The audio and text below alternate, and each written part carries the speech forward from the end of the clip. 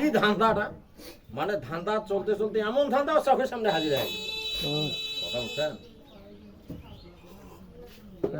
হাতের সাথে গোয়েন্দা কষার না তো না কোনো সমস্যা নেই, কয় না আমি দেখছি। আল্লাহ সব দেখাইতেছে আর কি বুঝছেন? লাদেনও ধাপ। নাম করে গেছে, লাদেনও নাম করে গেল। ভয় ঢুকিয়ে দিল।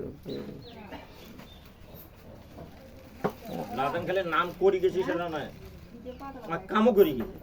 সেটা কি জানেন? মোল্লা ওমর আর ওসামা বিন লাদেন দুইটা ব্যক্তিকে নিয়েই তো আমেরিকার মাথা খারাপ নাকি? এই দিকে নিয়ে দুইটাই নিয়ে। কিন্তু যখন আফগানিস্তানের সৈন্যবাহিনীরা সব সহ আত্মগোপনে চলে গেল হঠাৎ করে একদিন, তাই না? আত্মগোপনে গেছে হঠাৎ করে, আত্মগোপনে। তার আগে আমেরিকান বহুত ট্যাং টুং এরা দখল করে ফেলেছে, আফগানিরা দখল করছে। এই যে যেগুলা দখল করছে এখন আফগানিস্তানের যে অস্ত্র শস্ত্রগুলা, এরা সব সহ একসাথে আত্মগোপন। আজও পর্যন্ত ওগুলার খোঁজ খবর পায়নি। খবর পান? হ্যাঁ, খবর পান না। আমেরিকা আজও পর্যন্ত ওগুলার হদিস পায়নি, করে গেছে। আচ্ছা, ওসামা বিন লাদেনকে মারার কথা সেটা কইছে ওরা, আসলে তো লাশ দেখায় নাই, বুঝলেন না? মোল্লা ওমরকে মারছে, লাশ তো ওইভাবে দেখায় না, খালি বলছে ভাসি সাগরত ভাসে দিছে, ফেলে দিছে, এই সেই। হ্যাঁ, এখন বাস্তবতা ওরাই জানে।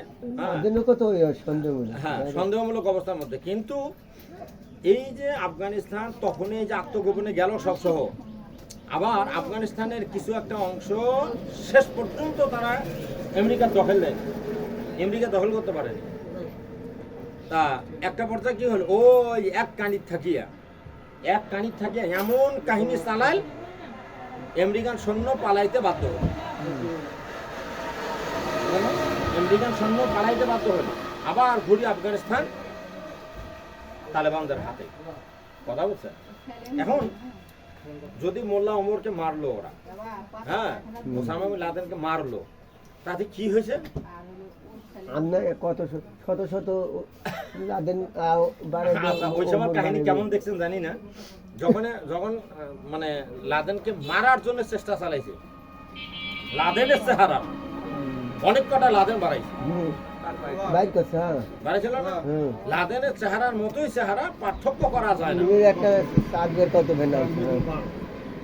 তারপরে ওই যে যখন ইরাকের প্রেসিডেন্ট সাদ্দামকে মারলো, ও সাদ্দামের মতো সাদ্দাম কয়েকটা হয়েছিল বাবা।